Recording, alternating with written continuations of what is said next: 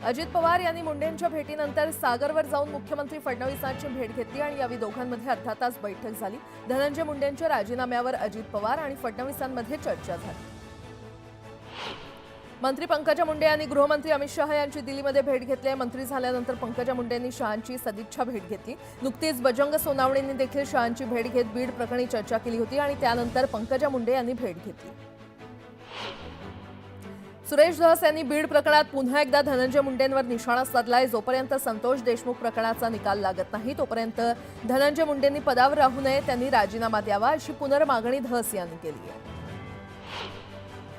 संतोष देशमुख हत्या प्रकरणात 3 आरोपींना 18 तारखेपर्यंत पोलीस कोठडी देण्यात आलेली आहे, तर खंडणीच्या गुन्ह्यात विष्णू चाटेची 10 तारखेपर्यंत पोलीस कोठडीमध्ये रवानगी करण्यात आली आहे।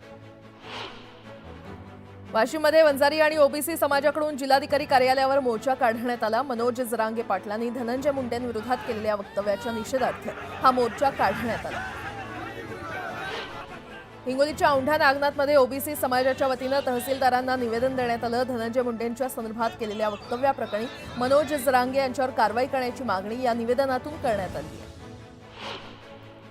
सोलापूरमध्ये मनोज जरांगे यांच्या वक्तव्याविरोधात ओबीसी समाज आक्रमक झाला। जिल्हाधिकाऱ्यांना निवेदन देत कारवाई करण्याची मागणी ओबीसी समाजाच्या वतीनं करण्यात आली आहे। काहीही काम न करता प्रत्येक महिन्याला 1500 रुपये नेता, मग आगीसमोर रोज 3 तास काम करणाऱ्या स्वयंपाकींना 4-4 महिने मानधन का देत नाही असा सवाल शालेय पोषण आहार स्वयंपाकी संघातील महिलांनी केलाय। मानधन न दिल्यानं त्यांनी सिंधुदुर्गातील जिल्हा परिषदेसमोर आंदोलन केलं। दिंडोशी मतदारसंघात निर्माण झालेल्या पाणी समस्येबाबत आमदार सुनील प्रभू आक्रमक झाले। पाणी टंचाई विरोधात महानगरपालिकेवर मोर्चा काढत सुनील प्रभूंनी अधिकाऱ्यांविरोधात संताप व्यक्त केला। संतोष देशमुख हत्या प्रकरणात काही पोलिसांचा समावेश असल्याचं दिसून आलंय अशी स्पष्टोक्ती मंत्री संजय शिरसाट यांनी दिली आहे। दरम्यान या प्रकरणाला मुख्यमंत्र्यांनी अत्यंत गांभीर्यानं घेतलं असून दोषींना फाशीची शिक्षा होईल यासाठी सरकारनं पावलं उचलली आहेत असंही शिरसाट म्हटलंय।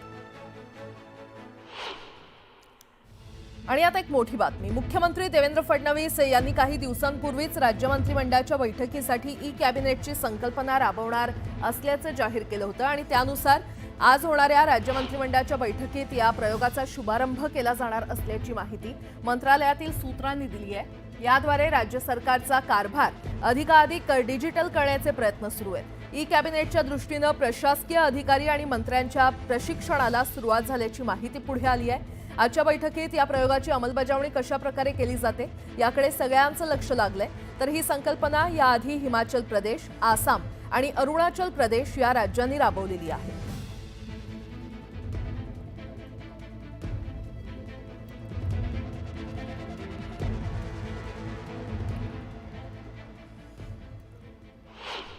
नवी मुंबई आंतरराष्ट्रीय विमानतळासह नागपूर शिर्डी या विमानतळांची कामं दिलेल्या मुदतीमध्ये गतीनं पूर्ण करावीत अशा सूचना मुख्यमंत्री देवेंद्र फडणवीस यांनी दिलेल्या आहेत। वाढवण बंदर केंद्र आणि राज्य सरकारचा महत्त्वाचा प्रकल्प आहे। देशातील सर्वात मोठी व्यापारी वाहतूक या ठिकाणाहून होणार आहे असं फडणवीसांनी सांगितलंय। भांडूप पोलीस ठाण्यामध्ये लागलेल्या आगीमध्ये 2 बाईक जळून खाक झाल्या। सुदैवानं घटनेत कोणतीही जीवितहानी झालेली नाही। भाईंदर पूर्वच्या गोल्डन नेस्ट परिसरात सेप्टिक टँक साफ करण्यासाठी उतरलेल्या 2 मजुरांपैकी एकाचा मृत्यू झाल्याची घटना घडली आहे, तर दुसऱ्या मजुराची प्रकृती गंभीर आहे। कोथरूडमधील म्हातोबा टेकडीवरील आगीच्या घटनेवर चंद्रकांत दादा पाटील यांनी संतप्त प्रतिक्रिया दिली आहे। अशा विकृतींना चाप बसवण्याचे निर्देश वन विभागाच्या अधिकाऱ्यांना देण्यात आले। HMPV विषाणूमुळे घाबरण्याची गरज नसल्याचं केंद्रीय आरोग्य मंत्री नड्डा यांनी सांगितलंय। तसंच हा नवीन विषाणू नाही, 2001 मध्ये हा पहिल्यांदा आढळला होता। सरकार यासाठी तयार असून आवश्यक ती सर्व पावलं उचलली जात असल्याची माहिती त्यांनी दिली आहे।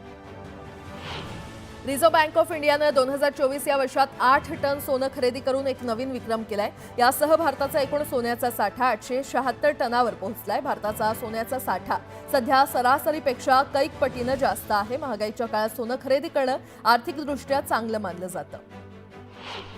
हिवाळ्यातील उष्णतावर्धक धान्य म्हणून बाजरीची भाकरी खाण्याकडे आरोग्य जपणाऱ्यांचा कल वाढलाय। वाढलेल्या मागणीनुसार बाजारात पुरवठा होत नसल्यानं बाजरीचे दर वधारलेत। परिणामी गव्हाच्या चपातीपेक्षा बाजरीची भाकरी महागात पडते। गेल्या काही दिवसांपासून राज्यातील तापमानात चढ उतार होत आहे। उत्तरेकडील थंड वाऱ्यांमुळे राज्यातही थंडी वाढते आहे। तापमानात वाढ झाली असली तरी पुन्हा घट होण्याची शक्यता आहे आणि त्यामुळे थंडीचा कडाका वाढू शकतो असा इशारा हवामान खात्यानं दिलाय। उत्तरेकडून येणाऱ्या थंड वाऱ्याचा जोर वाढल्यामुळे प्रामुख्याने राज्याच्या उत्तर भागात म्हणजे उत्तर महाराष्ट्र आणि उत्तर विदर्भ पारा तिथे 11 अंश सेल्सिअस पर्यंत खाली आलाय। मात्र पुढील 2 दिवसात दक्षिणेकडून येणाऱ्या बाष्पयुक्त वाऱ्याचा जोर वाढून राज्यामध्ये पुन्हा तापमान वाढ होण्याचा अंदाज आहे। मुंबईकरांना पुढील 2 दिवस थंडीचा सामना करावा लागणार आहे। पुढील 72 तासात कोरड्या थंड वाऱ्यांमुळे मुंबईतील तापमानात घट होईल। मुंबईतील अनेक ठिकाणी तापमान पुन्हा 14 ते 15 डिग्रीच्या खाली नोंदवलं गेलंय। देशात HMPVचे रुग्ण आढळले असल्यानं पुणे महापालिकेनं आरोग्य यंत्रणा सतर्क करत उपाययोजना सुरू केलेल्या आहेत। रुग्णांच्या उपचारासाठी नायडू सांसर्गिक रुग्णालयात 50 खाटांचा स्वतंत्र विलगीकरण कक्ष तयार केलाय। दिल्लीचे माजी मुख्यमंत्री अरविंद केजरीवाल यांनी एक मोठा दावा केलेला आहे। येत्या काही दिवसात माजी उपमुख्यमंत्री मनीष सिसोदिया यांच्या घरावर सीबीआय छापा टाकला जाणार असल्याचा दावा केजरीवाल यांनी केलाय।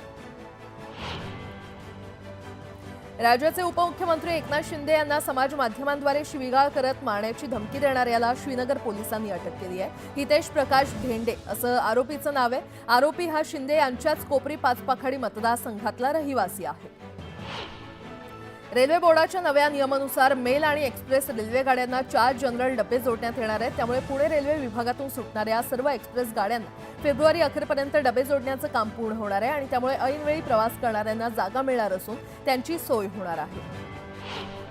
नाशिकच्या लासलगाव बाजारामध्ये लाल कांद्याच्या दरात सुधारणा होत आहे। बाजारात लाल कांद्याला कमीत कमी 1100 रुपये तर सरासरी 2500 रुपये दर मिळाला। मात्र दुसरीकडे सोलापूर बाजारात सरासरी फक्त 1900 रुपये दर मिळाला। आणि आता एक मोठी बातमी। पर्यावरण मंत्री पंकजा मुंडे यांनी मुंबईच्या खालावत चाललेल्या हवेच्या गुणवत्तेचा सामना करण्यासाठी उच्चस्तरीय बैठक बोलावली आहे। मंत्रालयात दुपारी ही बैठक होणार आहे आणि या बैठकीत प्रदूषण कमी करण्यासाठी कठोर पावलं उचलली जाण्याची शक्यता आहे।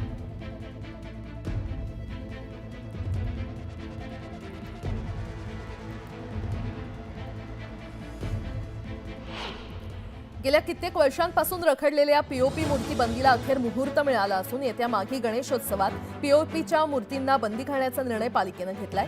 तसंच घरगुती गणेश मूर्ती देखील यंदा पर्यावरणपूरकच असावी असेही निर्बंध घालण्यात आले। देशभरात महागाई दिवसेंदिवस वाढत असल्यानं सर्वसामान्यांचं बजेट कोलमडलेलं आहे। दररोजच्या वापराच्या वस्तूंमध्ये 6 महिन्यात 20% वाढ झाली आहे तर येत्या तिमाहीमध्ये आणखी 30% वाढ होण्याची शक्यता आहे।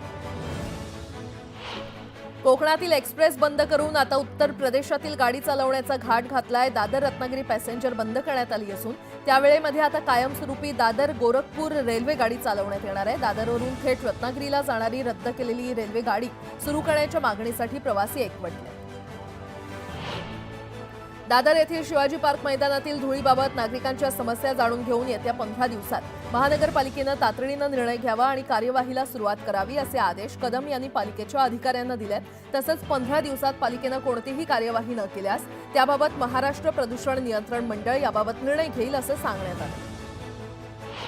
बेस्ट उपक्रमाची दुर्दशा झाली असून गेल्या 15 दिवसांपासून या संस्थेला कुणीही वाली नाहीये। बेस्ट उपक्रमाचे माजी महाव्यवस्थापक यांनी एकतर्फी पदभार सोडल्यामुळे अद्याप नवीन अधिकाऱ्यांची नियुक्ती झाली नाहीये आणि त्यामुळे महापालिकेतील अतिरिक्त आयुक्त अश्विनी जोशी यांच्याकडे सध्या या पदाचा कार्यभार सोपवण्यात आलाय। मुंबई महानगरातील हवेची गुणवत्ता सुधारल्यानं भायखळा आणि बोरिवली या भागांमध्ये बांधकामांवर लावण्यात आलेली बंदी हटवण्यात आल्याची माहिती पालिका अध्यक्षांनी दिली आहे। मात्र वायू प्रदूषणास कारणीभूत ठरणाऱ्या प्रकल्पांवर निर्बंध लावणार असल्याचा इशारा पालिका आयुक्तांनी दिला आहे। रत्नागिरी जिल्ह्यातील सागरी सुरक्षा रक्षक गेल्या 4 महिन्यांपासून मानधनाशिवायच असल्याचं समोर आलंय। जिल्ह्यामध्ये सध्या 60 सुरक्षा रक्षक कार्यरत असून त्यांना 4 महिन्यांपासून वेतन न मिळाल्यानं ते आर्थिक कोंडीमध्ये सापडले। त्यामुळे तात्काळ वेतन देण्याची मागणी त्यांच्याकडून करण्यात येते। पुण्यात आरोग्य सुविधेसाठी दिला जाणारा 7.5 कोटींचा निधी पालिकेकडे पडू नये। कोरोना काळात रुग्णांना चांगल्या सुविधा मिळाव्यात म्हणून हा निधी दिला गेला होता। मात्र अजूनही निधी तसाच बँक खात्यामध्ये पडून आहे। नॅक मूल्यांकनाबाबतची माहिती विद्यापीठाच्या संकेतस्थळावर अद्ययावत न करणारी महाविद्यालये आणि मान्यताप्राप्त शैक्षणिक संस्थांना कारवाईला सामोरं जाऊ लागू शकतं. महाविद्यालय आणि उच्च शिक्षण संस्थांनी 15 जानेवारीपर्यंत माहिती अद्ययावत न केल्यास प्रथम वर्षाच्या प्रवेशावर निर्बंध घालण्याचा इशारा सावित्रीबाई फुले पुणे विद्यापीठानं दिलाय. संजय राऊतांमुळे उबाठा शिवसेनेची वाट लागली असल्याचा टोला मंत्री गुलाबराव पाटील यांनी लगावलाय. कधी फडणवीसांवर टीका तर कधी त्यांची स्तुती. यामुळे त्यांना आता सद्बुद्धी येऊ लागली असल्याचं दिसतंय, असा खोचक टोला पाटलांनी लगावला. राज्यात महाविकास आघाडीचं सरकार असतं तर एवढ्याच जिल्ह्यातील 50 ते 60% जमीन यादीप्रमाणे 156 ठिकाणची जागा देऊन टाकली असती. आम्ही 1 इंचही जागा वक्फ बोर्डाला देणार नाही, असं नितेश राणेंनी ठणकावले. वाहतूक कोंडीमुळे पिंपरी चिंचवडमधील वाहन चालक त्रस्त झाले आहेत. यातच अपघातांच्या संख्येतही वाढ होते. याकडे लक्ष वेधण्यासाठी नागरिकांनी आंदोलन केलं. काशी आणि उज्जैनच्या धर्तीवर पंढरपूरचा विकास करावा, यासाठी पंढरपुरात आता कॉरिडॉर करण्याचं प्रस्तावित आहे. याच कॉरिडॉरचा तपशील नुकताच पुढे आलाय. देवेंद्र फडणवीस यांचा ड्रीम प्रोजेक्ट म्हणून पंढरपूरच्या कॉरिडॉरकडे पाहिलं जातं. आणि आता एक मोठी बातमी. मुंबईतील दादर, भाईंदर, सानपाडा आणि कल्याणमध्ये गुंतवणूक करा, व्याजासह मोठ्या रकमेचा फायदा मिळवा, असं आमिष दाखवून टोरेस डायमंड शोरूम मार्फत 3 लाख लोकांना 500 कोटी रुपयांचा चुना लावलेला आहे. या व्यक्तीनं लोकांना 5 वर्षात दुप्पट आणि 7 वर्षात 3 पट तर 10 वर्षामध्ये चौपट रक्कम देण्याचं आमिष दाखवलं. त्याच्या या आमिषाला बळी पडत 3 लाख लोकांची फसवणूक झाली आहे आणि त्यामुळे या शोरूम बाहेर गुंतवणूकदारांनी मोठी गर्दी केली होती.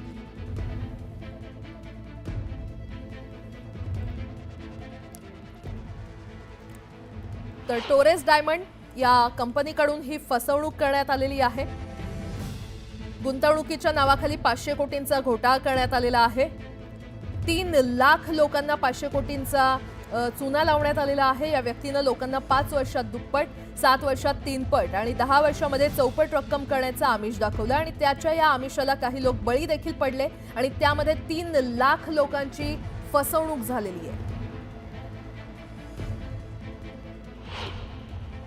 तर त्यांचं काहीतरी डायमंड असतं ते क्रेडिटनुसार, क्रेडिटनुसार ते आम्हाला पैसे घ्यायचे. तर आम्हाला 10% बोलू, हा ठीक आहे चला टाकूया, बघूया आपण काय नशिबाची गोष्ट, बघूया होईन तो होईन. तर मला डाऊट पण आलं ना माझ्या टाकायचं की नाही टाकायचं, पण त्यांनी टाकले जरा. तर 1 महिनाभर हप्ता आला, त्याच्यानंतर मग बंद झाले आणि आज आलो मी. तर आज आल्याच्या नंतर हे बघतो तर इकडं काय झालं काय समजत नाही आलो. आता मी पण कन्फ्यूज झालो, असं कसं गावायला लागलं. ये मैंने ना 11 लाख रुपये ना मैंने 10 लाख 2,800 रुपया मैंने ना ये 31 तारीख को लगा 31 को. मेरे फ्रेंड ने मेरे को बताया, बोले 1 लाख रुपए पे आपको ना बिकली है ना 44,000 रुपया आएगा. और मेरे को ना दूसरा देखो ये ना 1,13,000 रुपया बिकली आएगा 52-90 तक का. मैंने अपनी प्रॉपर्टी हैवी डिपॉजिट पे दे दिया. अब मैं उसको छुड़ाने के लिए कहाँ से लाऊंगा पैसा, मेरा तो गया ना पैसा. धाराशिव तालुक्यातील गोरमाळा तांडा इथे गोळीबार झाला. अंतर्गत वादातून हा गोळीबार झाला असून पारधी समाजातील तरुणांनी गोळीबार केल्याची माहिती समोर आली आहे. आरोपी फरार असून गावकऱ्यांनी आरोपीची गाडी पकडून ठेवली. अकोल्यातील पिंजरमधील एका बारमध्ये दारुड्यानं दारू उधार न दिल्यानं प्रताप केला. बारच्या काउंटरवर पेट्रोल टाकून ते जाळत मालकाच्या अंगावर पेट्रोल टाकूनही जाळण्याचा प्रयत्न केला. बार मालकाच्या तक्रारीनंतर पोलिसांनी या दारुड्याला अटक केली. सुजय विखेंची राधाकृष्ण विखे पाटलांनी पाठराखण केली आहे. शिर्डीमध्ये मोफत अन्नछत्रामुळे भिकाऱ्यांची संख्या वाढली आणि त्यामुळे स्थानिक पातळीवर गुन्हेगारी वाढली आहे, ज्याचा त्रास साई भक्तांनाच होतोय. सुजयनं विरोधात कोणतीही भूमिका घेतली नाही, असं उत्तर राधाकृष्ण विखे पाटील यांनी दिलं.